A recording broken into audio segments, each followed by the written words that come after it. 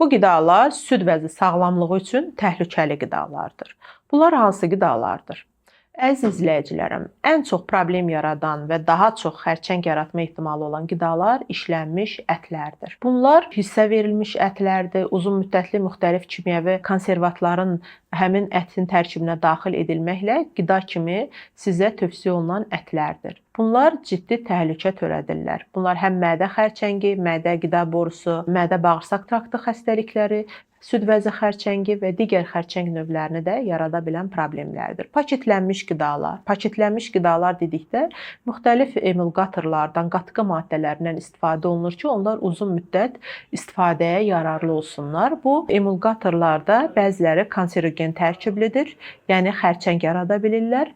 Bu da tövsiyə etmədiyimiz qidalardandır. Trans yağların istifadəsi, bunlar palma yağıdır, digər yağlardır, onların istifadəsi zamanı xərçəngin yaranma ehtimalı yüksək olur.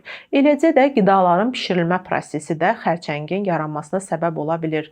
Çox qızardılmış, yanmış qidaların çox istifadəsi, duru yağın içərisində dəfələrlə eyni yeməyin qızardılması, yəni duru yağdan uzun müddətli istifadə olunması, bu da xərçəng riskini artıran qidalardır. Çalışın sağlam qidalanın, təbii tərkibli qidalardan istifadə eləyin ki, sağlam olasınız.